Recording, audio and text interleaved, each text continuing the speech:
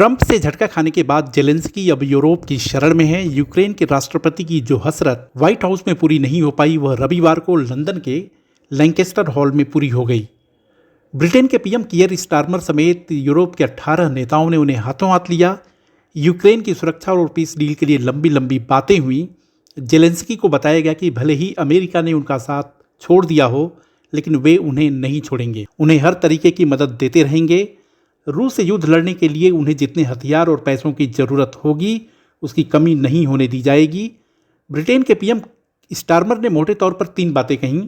पहली यह कि युद्ध में यूक्रेन की स्थिति मजबूत बनाए रखने के लिए हथियारों की आपूर्ति जारी रहेगी।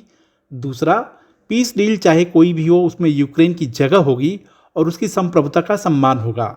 इसके साथ ही साथ तीसरा, यूक्रेन को सैन्य रूप से इतना सक्षम बनाया जाएगा कि आगे रूस का हमला होने की सूरत में वह ताकत से उसका मुकाबला कर पाए। शुक्रवार को व्हाइट हाउस के ओवल ऑफिस में ट्रंप, जेडी वेंस और जेलेंस्की के बीच जो गर्मा गर्म तीखी बहस और जो तूतू मैमे हुई, उसे देखने के बाद यही बात होने लगी कि युद्ध में अब यूक्रेन का क्या होगा। ट्रंप ने जेलेंस्की से तो यहाँ तक कह दिया कि आप युद्ध हार रहे हैं, उसकी मदद के बिना आप युद्ध लड़ ही नहीं सकते, आपके पास कोई कार्ड नहीं है और आप अमेरिका को डिक्टेट नहीं कर सकते।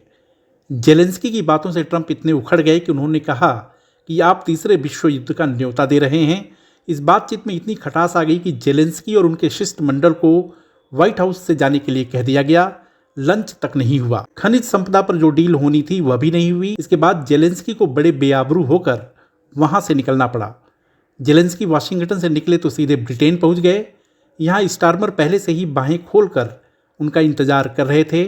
शनिवार को जेलेंस्की के लंदन पहुंचने पर उनका गर्मजोशी से स्वागत हुआ और अगले दिन यानी रविवार को यूरोपीय देशों की नेताओं की जुटान में जेलेंस्की की बहादुरी की खूब तारीफ भी हुई। लेकिन सबसे बड़ा सवाल यह है कि युद्ध लड़ने के लिए जितने बड़े पैमाने पर हथियारों की जरूरत होती है, क्या यूरोप के देश उतनी मात्रा में उसे आपूर्ति कर पाएंगे? यूरोप हथियार बनाता जरूर है, उसके हथियार भी काफ़ी उन्नत किस्म के हैं, लेकिन युद्ध लड़ने के लिए जिस तरह के हथियार और जितनी बड़ी मात्रा की ज़रूरत होती है, उस तरह की प्रोडक्शन क्षमता उनके पास नहीं है।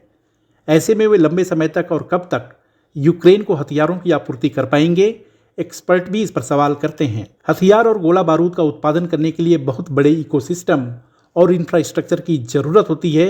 इस इकोसिस्टम को तैयार करने में दशकों लग जाते हैं, तब जाकर फैक्ट्रियों से भर भर कर हथियार और गोला बारूद निकलते हैं। यह इकोसिस्टम रूस, अमेरिका, चीन और भारत के पास है।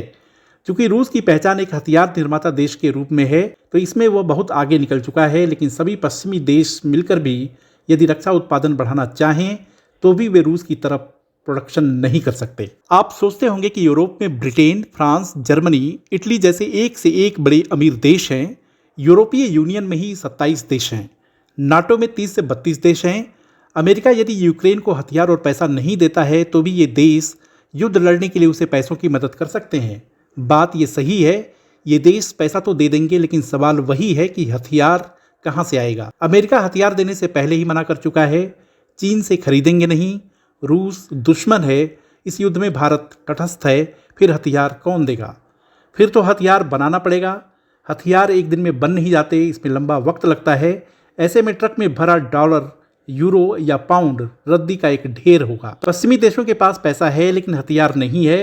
यूरोप का सुरक्षा ढांचा भी बहुत हद तक अमेरिकी हथियारों पर ही टिका है, यानी इनके डिफेंस इकोसिस्टम में हर जगह अमेरिका मिलेगा, दिखेगा। बिना उसकी मदद के यूरोप के ज़्यादातर देशों की सुरक्षा व्यवस्था हिल जाएगी।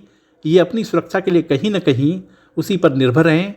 अमेरिका पर यही निर्भरता उन्हें इस हाल पर ले आई है। सेकेंड वर्ल्ड वार के बाद अमेरिका की अगुवाई में नाटो बना। यूरोपीय देशों की सुरक्षा एक तरह से नाटो पर आ गया। नाटो की सुरक्षा बजट पर सबसे ज़्यादा खर्च अमेरिका करता गया। इन देशों को लगा कि अब तो अमेरिका ने उनकी सुरक्षा की गारंटी ले ली है और खर्च भी कर रहा है, तो इन्होंने धीरे धीरे अपना रक्षा बजट घटाना शुरू कर दिया। रक्षा बजट कम करने से जो पैसा बचा, उसे इन देशों ने अपने यहाँ की सड़कों को चमकाने, सुंदर सुंदर इमारतें बनाने और नागरिक सुविधाओं पर बढ़ाने पर किया। यूरोप की प्राकृतिक सुंदरता तो है ही, इसके अलावा जो सुंदर दिखता है या दिखाया जाता है वह इसी पैसे का कमाल है। कई देश तो सोशल वेलफेयर स्टेट बन गए, लेकिन अब नज़ारा बदल गया है। ट्रंप ने साफ कह दिया है कि अगर इन्हें अपनी सुरक्षा की इतनी फिक्र है तो इन्हें अपनी सुरक्षा खुद करनी होगी।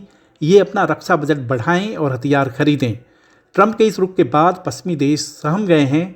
मस्क तो कह चुके हैं कि अमेरिका को नाटो से भी निकल जाना चाहिए। ट्रंप अगर मस्क की बात मान लेते हैं तो यूरोप की सुरक्षा को बहुत बड़ा खतरा पैदा हो जाएगा। यूक्रेन और रक्षा बजट पर ट्रंप का जो रुख है उससे यूरोप की सुरक्षा खुद दांव पर लगती दिख रही है।